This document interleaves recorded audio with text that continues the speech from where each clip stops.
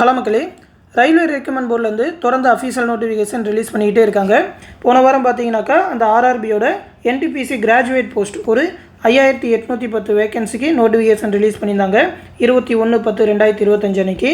நேற்று பார்த்தீங்கன்னாக்கா அந்த என்டிபிசியோட அண்டர் கிராஜுவேட் போஸ்ட்டுக்கான அஃபீஷியல் நோட்டிஃபிகேஷன் ரிலீஸ் பண்ணியிருந்தாங்க. ஒரு 3058 வேகன்சி 28/10/2025 நேற்று ரிலீஸ் பண்ணியிருந்தாங்க.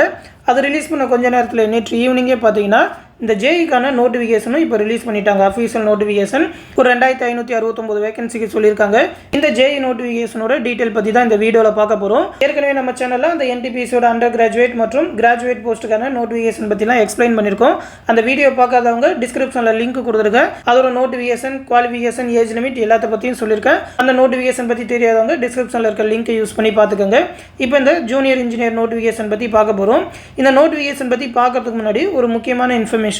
நம்ம சேனலில் இந்த ரயில்வேயோட என்டிபிசி கிராஜுவேட் மற்றும் அண்டர் கிராஜுவேட், அது இல்லாமல் ஜேஇ அண்ட் செக்ஷன் கண்ட்ரோலர் இந்த போஸ்டிங் எல்லாத்துக்குமான ஒரு கம்பைண்டான கிளாஸ் பேட்ச் டெலகிராம் குரூப் மூலமா கண்டக்ட் பண்ணிட்டு இருக்கோம். டெலகிராம் குரூப் மூலமாகவே இந்த ரயில்வே எக்ஸாம் தேவையான மேக்ஸ், ரீசனிங் வீடியோ கிளாஸஸ், அது மட்டும் இல்லாமல் அந்த general studies, state GK, current affair, previous year question PDF இது எல்லாமே தமிழ்லேயே ப்ரொவைட் பண்ணிக்கிட்டு இருக்கோம். விருப்பம் இருக்கிறவங்க அந்த பேட்சில் இப்போ கூட ஜாயின் பண்ணிக்கலாம். ஆல்ரெடி ஸ்டார்ட் பண்ணி கிளாஸஸ் போயிட்டு இருக்கு. எல்லாமே ரெக்கார்டட் வீடியோ கிளாஸஸ் தான். இப்போ நீங்கள் ஜாயின் பண்ணிக்கிட்டீங்கன்னா கூட அந்த வீடியோஸ் எல்லாத்தையுமே டவுன்லோட் பண்ணி ப்ரீவியஸ் கிளாஸஸ் எல்லாமே பார்த்துக்க முடியும். ஜாயின் பண்ண விருப்பம் இருக்கிறவங்க இந்த நம்பர் 8903302290 அப்படின்ற நம்மளோட அட்மின் வாட்ஸ்அப் நம்பருக்கு ரயில்வே கிளாஸஸில் ஜாயின் பண்ணணும்னு சொல்லி ஒரு மெசேஜ் பண்ணுங்கள். அவங்க அந்த பேட்ச் பற்றின டீட்டெயில் சொல்லுவாங்க.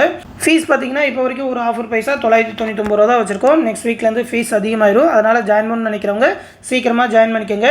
அந்த பேட்ச்லேயே அந்த மேக்ஸ், ரீசனிங்கான வீடியோ கிளாஸஸ், அதற்கான study material, general studies material, previous year question bank, study GK டாப்பிக்கான புக், அது மட்டும் இல்லாமல் கரண்ட் அஃபேர்க்கான புக் பிடிஎஃப் இது எல்லாமே கொடுத்துருவோம். மெட்டீரியல் எல்லாமே பிடிஎஃபாக இருக்கும். கிளாஸஸ் எல்லாமே ரெக்கார்டு வீடியோ கிளாஸஸாக தமிழ்லேயே இருக்கும். இந்த பேட்ச் பற்றின இந்த டீட்டெயில் பிடிஎஃப் கூட இந்த வீடியோக்குள்ள டிஸ்கிரிப்ஷனில் லிங்காக கொடுத்துருக்கேன். இந்த பேட்ச் பற்றி ஃபுல்லாக தெரிஞ்சுக்கிட்டே ஜாயின் பண்ணிக்கோங்க. இந்த வீடியோட கடைசியில் அந்த 120 days ஸ்டடி பிளான் இதற்கு சொல்லியிருக்கோம். அந்த ஸ்டடி பிளான் எல்லாத்தையுமே பார்ப்போம். அதோட புக் டீட்டெயில் எல்லாமே கொடுத்துருக்கோம். இப்போ இந்த நோட்டிஃபிகேஷன் பற்றி பார்த்துருவோம். ஜேஇ, டிஎம்எஸ், சிஎம்ஏ இந்த 3 வகையான போஸ்டிங்க்கு தான் சொல்லியிருக்காங்க. மொத்தம் பார்த்தீங்கன்னா 26 கேட்டகரியாக போஸ்டிங் எல்லாமே சொல்லியிருக்காங்க. நோட்டிஃபிகேஷன் பார்த்தீங்கன்னாக்கா எம்ப்ளாய்மெண்ட் நியூஸ் பேப்பரில் 4/10/2025 அன்றைக்கி ரிலீஸ் பண்ணாங்க. அஃபீஷியல் நோட்டிஃபிகேஷன் நேற்று தான் கிடச்சிது. அப்ளிகேஷன் ஸ்டார்டிங் பார்த்தீங்கன்னா 31/10/2025 நாளை மறுதினத்துலேருந்து அப்ளை பண்ணலான்னு சொல்லியிருக்காங்க. ஏற்கனவே கிராஜுவேட் போஸ்ட்டுக்கு எப்படி அப்ளை பண்ணுறதுன்னு வீடியோ போட்டிருக்கேன். அதோட லிங்க்கும் டிஸ்கிரிப்ஷனில் கொடுத்துருக்கேன். அண்டர் கிராஜுவேட்டுக்கு நேற்று தான் நோட்டிஃபிகேஷன் பற்றி சொல்லியிருக்கோம். இன்றைக்கி இல்லைனாக்கா நாளைக்கு அந்த ஜாபுக்கு எப்படி அப்ளை பண்ணுறதுன்னு நம்ம சேனலில் வீடியோ போடுறேன். இந்த 31ஆம் தேதி ஜேஇ போஸ்டிங்க்கு அப்ளிகேஷன் ஓப்பன் ஆன உடனே இந்த ஜேஇ போஸ்டிங்கு எப்படி அப்ளை பண்ணுறது, அந்த ப்ரிஃபரன்ஸ்லாம் எப்படி கொடுக்குறது நம்ம சேனலில் எக்ஸ்பிளைன் பண்ணுவோம். அதை பார்த்து அப்ளை பண்ணிருங்க. ஏன்னா பார்த்தீங்கன்னா நீங்கள் அப்ளை பண்ணும்போது முதல் தடவை அப்ளை பண்ணும்போதே கரெக்டாக அப்ளை பண்ணணும். Create and account detail, choose and ஆர்ஆர்பிலாம் உங்களால் சேஞ்ச் பண்ணவே முடியாது. அதனால் கேர்ஃபுல்லாக அப்ளை பண்ணணும். மற்ற டீட்டெயில் எல்லாத்தையுமே உங்களால் கரெக்ஷன் பண்ணிக்க முடியும். 3/12/2025 12/12/2025 வரைக்கும் அதில் கரெக்ஷன் பார்த்துக்கலாம். இந்த ஜேஇ போஸ்ட்டுக்கு அப்ளை பண்ணுறதுக்கு லாஸ்ட் டேட் பார்த்தீங்கன்னா 30/11/2025 அப்படின்னு சொல்லியிருக்காங்க. ஃபீஸ் பே பண்ணுறதுக்கு லாஸ்ட் டேட்டு 2/12/2025. மொத்தம் இந்த ஜேஇயில் பார்த்தீங்கன்னா 2569 வேகன்சி சொல்லியிருந்தாங்க. வேகன்சி டிராஃப்டில் 2570ன்னு சொல்லியிருந்தாங்க. ஒரு போஸ்டிங் மட்டும் கம்மி பண்ணியிருக்காங்க. ஓகேவா? Junior engineer, depot material superintendent, அதுக்கப்புறம் கெமிக்கல் மெட்டலஜிக்கல் அசிஸ்டன்ட் இந்த 3 வகையான போஸ்டிங். இந்த கெமிக்கல் மெட்டலஜிக்கல் அசிஸ்டண்ட்டுக்கு நீங்கள் பிஎஸ்சி கெமிஸ்ட்ரி, ஃபிசிக்ஸ் படிச்சிருந்தா கூட அப்ளை பண்ணலாம். மற்ற போஸ்டிங்க்கெலாம் பார்த்தீங்கன்னா டிப்ளமோ இல்லைனா இன்ஜினியரிங் முடிச்சிருக்கணும். ஓகேவா? அது எல்லாத்தையுமே பின்னாடி குவாலிஃபிகேஷன் என்னென்னு சொல்லி அந்த அனெக்ஸரில் கொடுத்துருக்காங்க. அதை பற்றியும் பார்ப்போம். இந்த ஜூனியர் இன்ஜினியருக்குலாம் பார்த்தீங்கன்னா லெவல் 6 சேலரி, அதாவது இனிஷியல் பேவே 35,400லேருந்து ஸ்டார்ட் ஆகும். அதாவது ஃபஸ்ட்டு மாதமே டேக் ஹோம் சேலரி உங்களுக்கு 55,000லேருந்து 60,000 வரைக்குமே கிடைக்கும் நீங்கள் ஒர்க் பண்ணுற ஜோனை பொறுத்து. அதனால் ரொம்பவே ஹை சேலரி ஜாப் தான் இது. ஏஜ் லிமிட் பார்த்தீங்கன்னா 18லேருந்து 33ன்னு சொல்லியிருக்காங்க. அந்த பேண்டமிக்னால கொடுத்த 3 வருஷம் ரிலாக்ஸேஷனை இந்த வருஷம் கேன்சல் பண்ணிட்டாங்க. அதை கரெக்டாக பார்த்துக்கோங்க. ஜென்ரல் கேண்டிடேட் 18லேருந்து 33 வயசு வரைக்கும் அப்ளை பண்ணலாம். ஓபிசி அதாவது எம்பிசி, பிசி கேண்டிடேட்டுக்கு ஒரு 3 வருஷம் ரிலாக்ஸேஷன் உண்டு. அப்படி பார்த்தீங்கன்னா 36 வயசு வரைக்கும் அப்ளை பண்ணலாம்.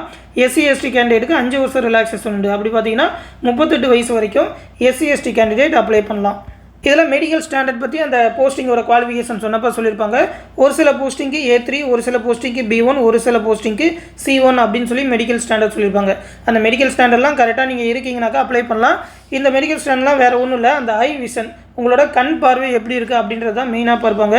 அதில் பார்த்தீங்கன்னா அந்த A3 மெடிக்கல் ஸ்டாண்டர்ட்னா டிஸ்டன்ஸ் விஷனில் 6/9 6/9 2 கண்ணிலையும் இருக்கணும்.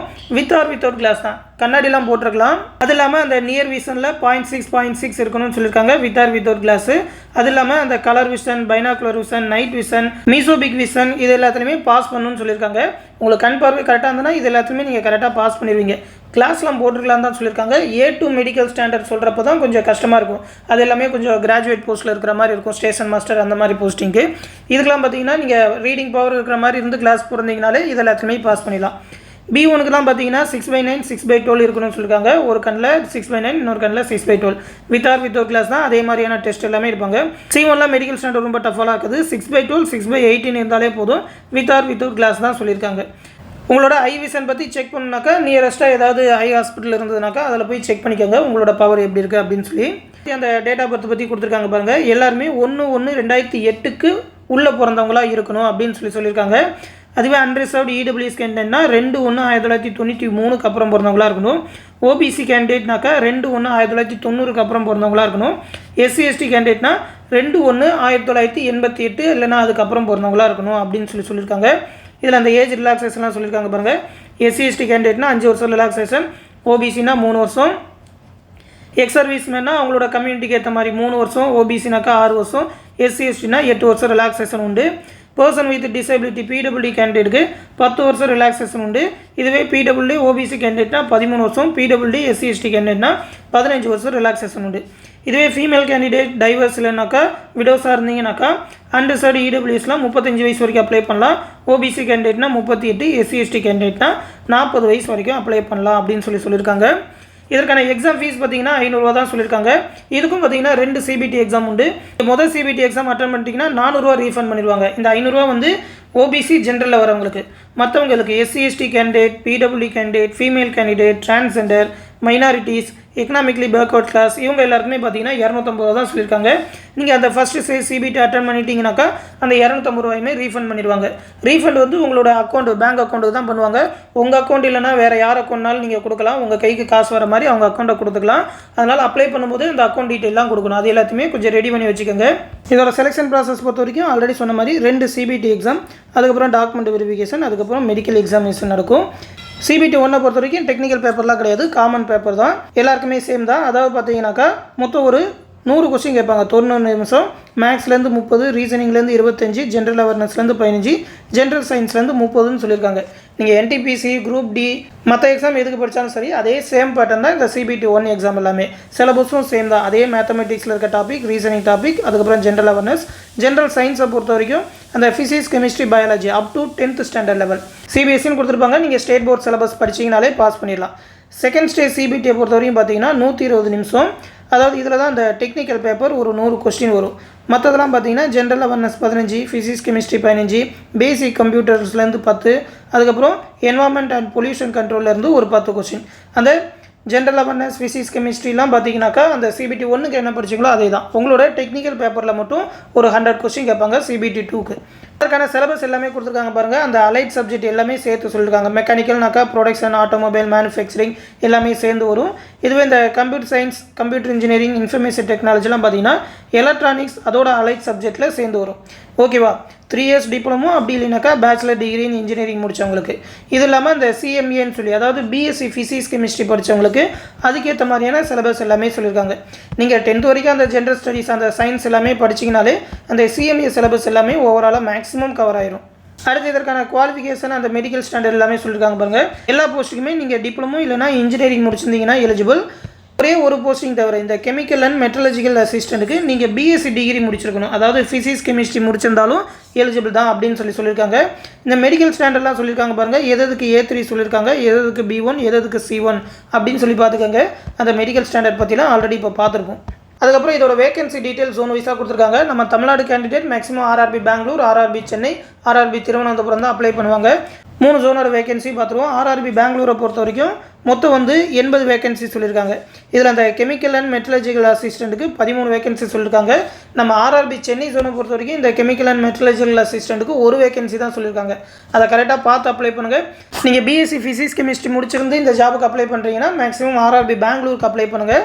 ஆர்ஆர்பி சென்னையை பொறுத்த வரைக்கும் ஆர்ஆர்பி பெங்களூரோட வேகன்சி அதிகம் தான். ஆர்ஆர்பி சென்னையில் வந்து ஒரு 160 வேகன்சி சொல்லியிருக்காங்க. ஒரு நல்ல வேகன்சி தான். ஆனால் அந்த கெமிக்கல் அண்ட் மெட்ரலஜிக்கல் அசிஸ்டண்ட்டுக்கு ஒரே ஒரு வேகன்சி, அதுவும் சென்னை ஐசிஎஃப்ல தான் சொல்லியிருக்காங்க. நீங்கள் பிஎஸ்சி முடிச்சிருந்தீங்கன்னா மற்ற ஜோனுக்கு அப்ளை பண்ணுங்கள். மற்றபடி டிப்ளமோ இன்ஜினியரிங் முடிச்சிருந்தீங்கன்னாக்கா ஆர்ஆர்பி சென்னைக்கு நீங்கள் அப்ளை பண்ணலாம். இதுவே ஆர்ஆர்பி திருவனந்தபுரம் அப்ளை பண்ணுறீங்க, நீங்கள் மதுரைக்கு தெற்கில் இருக்கீங்க அப்படின்ற மாதிரினாக்கா ஆர்ஆர்பி திருவனந்தபுரம் கூட அப்ளை பண்ணலாம். அதில் ஒரு 62 வேகன்சி சொல்லியிருக்காங்க. இதில் வந்து அந்த மெட்ரலஜிக்கல் அசிஸ்டண்ட்டுக்குலாம் வேகன்சி கிடையாது. டிப்ளமோ இன்ஜினியரிங் முடிச்சிருந்தீங்கன்னா இந்த ஜாபுக்குலாம் அப்ளை பண்ணலாம். மொத்தமாக பார்த்தீங்கன்னா 2569 வேகன்சி சொல்லியிருக்காங்க. ஓகேவா? இதான் பார்த்தீங்கன்னா இந்த நோட்டிஃபிகேஷனில் நீங்கள் தெரிஞ்சுக்க வேண்டிய விஷயம். இதோட அந்த மெயின்ஸ் அந்த டெக்னிக்கல் பேப்பருக்கான சிலபஸ் எல்லாமே கடைசியாக கொடுத்துருக்காங்க. இந்த சிஎம்ஏ சிலபஸ்லாம் பார்த்தீங்கன்னா அந்த லைட்டு ஹீட்டு அப்படின்னு சொல்லி அந்த 10th ஸ்டாண்டர்ட் வரைக்கும் இருக்கிற ஃபிசிக்ஸ் கெமிஸ்ட்ரிலேருந்து தான் அதிகமாக கேட்பாங்க. நீங்கள் அது படிச்சிங்கனாலே இதுவுமே மேக்ஸிமம் கவர் ஆயிரும்.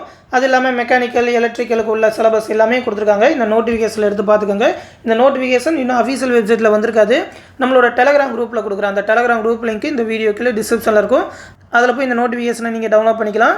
எலிஜிபிளாக இருந்தீங்கனாலே கண்டிப்பாக அப்ளை பண்ணி ட்ரை பண்ணி பாருங்கள். மேலும் ஆல்ரெடி சொன்ன மாதிரி என்டிபிசியோட graduate and undergraduate JE and section controller இது எல்லாத்துக்குமே கம்பைண்டான கிளாஸ் பேட்ச் டெலகிராம் குரூப் மூலிமா கண்டக்ட் பண்ணிட்டு இருக்கோம். ஃபீஸ் பார்த்தீங்கன்னா 999 ரூபா தான் சொல்லியிருக்கோம். ஜாயின் பண்ணணும்னு நினைக்கிறவங்க நம்மளோட அட்மின் வாட்ஸ்அப் நம்பர் 8903302290 வாட்ஸ்அப் நம்பருக்கு ரயில்வே பேட்சில் ஜாயின் பண்ணணும்னு சொல்லி மெசேஜ் பண்ணுங்கள். அவங்க அந்த பேட்சில் ஜாயின் பண்ணி விடுவாங்க. ரயில்வேக்கு தேவையான மேக்ஸ் ரீசனிங்கான வீடியோ கிளாஸஸ், அதற்கான practice material Tamil and English 2 லாங்குவேஜ்லையும் ப்ரொவைட் பண்ணுவோம். அது இல்லாமல் general studies, current affairs, study GK, previous year question bank இது எல்லாமே தமிழ்லேயே பிடிஎஃபாக கொடுத்துருவோம். விருப்பம் இருக்கிறவங்க ஜாயின் பண்ணிக்கோங்க. ஃபீஸ் பே பண்ணணும்னு நினைக்கிற ஸ்டூடெண்ட்ஸ் இந்த நம்பர் 8903716083 அப்படின்ற கூகுள் பே நம்பருக்கு 999 ரூபா பே பண்ணிவிட்டு அது ஒரு ஸ்க்ரீன்ஷாட் எடுத்து நம்மளோட அட்மின் வாட்ஸ்அப் நம்பருக்கே சென்ட் பண்ணால் போதும். அந்த பேட்சில் ஜாயின் பண்ணி விட்டுருவாங்க. பேட்ச் பற்றி எந்த டவுட்னாலும் நம்மளோட அட்மின் வாட்ஸ்அப் நம்பர்லேயே கேட்டு தெரிஞ்சுக்கோங்க.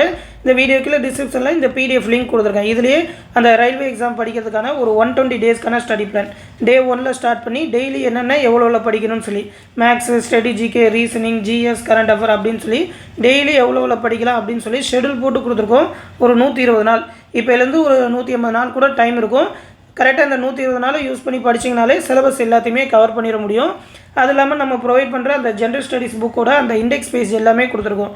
அரசியலமைப்பு, வரலாறு, இயற்பியல், வேதியியல், அது மட்டும் இல்லாமல் அந்த பயாலஜிக்கானது, அது மட்டும் இல்லாமல் ஜாகிரஃபி புக்கு, பேசிக் கம்ப்யூட்டர்ஸ், அது இல்லாமல் ஸ்ட்ராட்டஜிக்கு புக்கோட அந்த ஃப்ரண்ட் பேஜ் மொத்தமாக ஒரு 101 டாபிக் உண்டு. அதோட ஃப்ரண்ட் பேஜ் டீட்டெயில், அது இல்லாமல் கரண்ட் அஃபேர் எக்ஸாம் நடக்கிறதுக்கு மாதம் சொல்லப்போனால் 2026 டிசம்பர் வரைக்கும் இருக்கிற கரண்ட் அஃபேர் பிடிஎஃப் எல்லாமே கொடுத்துருவோம். ரயில்வே மட்டும் இல்லை எல்லா எக்ஸாமுக்குமே இந்த மெட்டீரியல் யூஸ்ஃபுல்லாக இருக்கும். விருப்பம் இருக்கிறவங்க இந்த பேட்சில் ஜாயின் பண்ணி இந்த பிடிஎஃப் எல்லாமே வாங்கிக்கோங்க. இந்த விஷயத்தை ரயில்வே எக்ஸாம் ப்ரிப்பேர் பண்ணுற உங்கள் ஃப்ரெண்ட்ஸ் அண்ட் ஃபேமிலி மெம்பர்ஸ்க்கும் சொல்லிடுங்க. இந்த ரயில்வே பற்றின அந்த டீட்டெயில் பிடிஎஃப் இந்த வீடியோக்குள்ள டிஸ்கிரிப்ஷனில் கொடுத்துருக்கேன். அந்த ஸ்டடி பிளான் பிடிஎஃப் எடுத்து பார்த்து தெரிஞ்சுக்கோங்க. தொடர்ந்து நம்ம சேனலோட அப்டேட்ஸை தெரிஞ்சுக்க மறக்காமல் நம்ம சேனலோட இணைஞ்சிருங்க. அடுத்து இன்னொரு முக்கியமான அப்டேட்டோடு சந்திக்கிறேன். நன்றி.